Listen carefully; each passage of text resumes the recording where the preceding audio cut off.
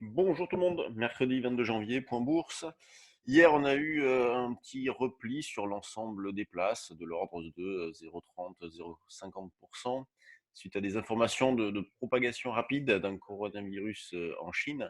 Donc, dans ce contexte, eh bien, le tourisme et l'aéronautique et le luxe ont été les principales valeurs impactées.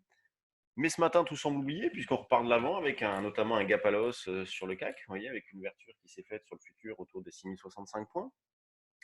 Donc nous, on continue d'acheter sur des replis et la difficulté de la période actuelle, c'est le fait que le marché bouge dans le vide, toujours sans grande conviction, avec des mouvements violents pour pas grand-chose qu'on a eu hier. Vous voyez, gap à la baisse, un relais rapide jusqu'à 5990, et puis derrière, ça a plutôt bien tenu. On a même eu un rebond pour terminer la séance plutôt pas mal. Et donc ce matin, gap à la hausse. Là, on revient un petit peu en arrière, donc sur 6050. Nous, on essaye d'acheter sur 6040-45, vous voyez, partant de 6065-70, ça ferait déjà un écart intéressant à exploiter. Donc 6040-45 à l'achat, dans l'idée de jouer un retour sur les plus hauts récents.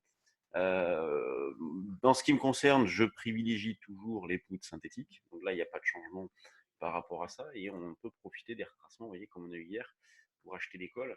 Je sais que certains l'ont fait et ont acheté des cols 5150 vers 20-25. Donc c'est pas bien cher et ça permet, quand il y a une reprise comme celle-ci, de vendre des futurs sereinement, donc en s'appuyant, en valorisant l'école par des ventes de futurs. Donc moi je continue de travailler comme ça, ce qui me permet d'accompagner la hausse en étant un petit peu vendeur de futurs. Sinon en intraday pur, bon, bah, c'est 6040-45 la zone d'achat. Sur le DAX, on retrouve une zone d'achat autour des 13 540, vous voyez, 540, 550. Alors là, on a approché ce matin, on a fait 65, mais 40-50 reste un support exploitable sur le DAX, dans l'idée d'aller chercher les niveaux actuels, 595 jusqu'au dernier plus haut, la zone des 13 620 30. On a une volatilité qui reste basse, vous voyez, si on regarde sur février, on prend le 6050, vous voyez, on est à 10,80 de volatilité, donc c'est pas beaucoup. Donc on peut toujours acheter des options dans de bonnes conditions. On considère toujours que tant qu'on est en dessous de 15, on est plutôt dans une basse volatilité. Évidemment, tout est relatif, hein, tout dépend d'où on part, mais en dessous de 15, généralement, c'est plutôt basse vol. Donc là, 10, on est dans ce cas de figure-là. L'eurodoll, lui, ne bouge pas beaucoup, pas énormément de volatilité, ça fait un petit moment que ça dure. Donc on cherche à vendre sur rebond. Et bien pour ce matin, on va essayer de tenter une vente en double top avec hier après-midi, donc la zone des 11, 15, 20, avec le niveau d'infirmation qui reste toujours le même et qui a fonctionné à merveille, notamment en fin d'année dernière, la résistance 1,12, 40, 50. Donc on conserve ce niveau-là comme niveau de retournement de tendance, considérant que tant qu'on est en dessous, on est du mauvais côté. Au-dessus, on aurait une amélioration et donc un billet qui passerait haussier. Sur les actions, hop, les voici. Donc, on a une grande régularité, hein. Vous voyez, plus forte hausse, c'est Veolia qui prend 1,20%. La plus forte baisse, c'est Solvay qui perd 1,30. Beaucoup de valeurs entre 0 et plus 0,5. Vous voyez, vous avez une bonne moitié du CAC qui est dans ces variations-là. Le CAC, lui, que fait-il? Plus 0,20. Le volume, 157 millions à 9h17, c'est pas beaucoup. Mais de toute façon, on est habitué, hein. On a une hausse qui n'est pas vraiment accompagnée de volume, d'où le manque de conviction. Mais pour l'instant, il n'y a absolument aucune faiblesse. Donc il faut continuer d'accompagner cette hausse en achetant sur des replis, en déterminant des niveaux de retournement. Vous pouvez également vous aider des turbos pour accompagner cette hausse-là, sans vous prendre trop la tête si jamais à un moment donné on a un retracement un petit peu plus important que ce qu'on a connu.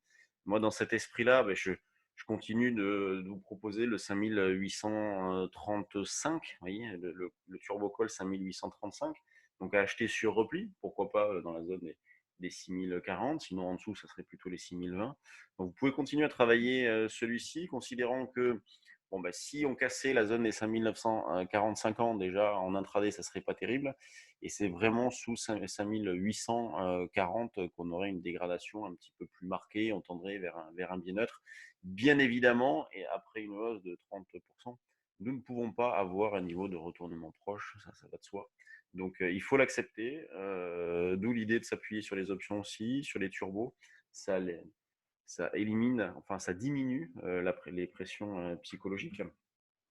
Donc sur les actions, bon, bah, c'est, vous voyez, Airbus plus 1 qui accumule sur ses points hauts, donc c'est plutôt pas mal après le petit repli d'hier. Airbus hier a perdu 1%, c'est pas bien méchant. C'est surtout le luxe qui a baissé hier, vous voyez. Hier, on a perdu, on était à 2,3 me semble-t-il. Alors 1,12 en clôture, mais pendant la séance, on était à 2,3 pendant un petit moment.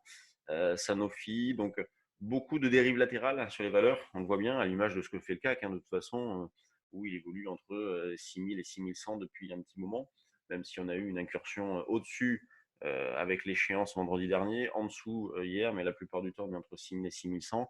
Donc, dans une zone de rebond maximum. Dans les screeners volume, ce que l'on retrouve ce matin, donc c'est Pierre et Vacances qui booste. Donc, j'ai une alerte qui s'est déclenchée. Donc, gap à la hausse et relais immédiat, Amundi et Os qui est en zone de contre-signal avec éventuellement un stop sous les deux. Alstom qui poursuit, il y a eu une news sur Alstom ce matin, Trigano, Vicat, Adocia, Onxeo. On voit que la spéculation reste assez modeste. En même temps, bon, il y a de quoi se méfier hein, au vu de ce qui s'est passé ces dernières heures et au vu de l'évolution de la situation en Chine notamment, le dossier Trump aussi.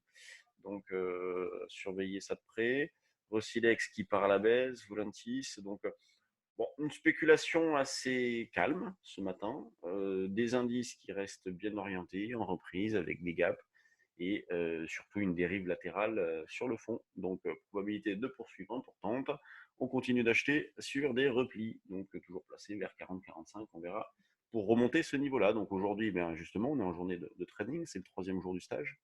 Et puis on enchaînera demain et après-demain avec les options et notamment on rentrera dans le détail des puts synthétiques donc, que l'on peut jouer de différentes façons. Moi, en ce qui me concerne, je déséquilibre un petit peu les achats de call et les ventes de futurs, ce qui me permet de profiter pleinement de la reprise, enfin de la hausse. Allez, bonne séance à tous et puis à demain.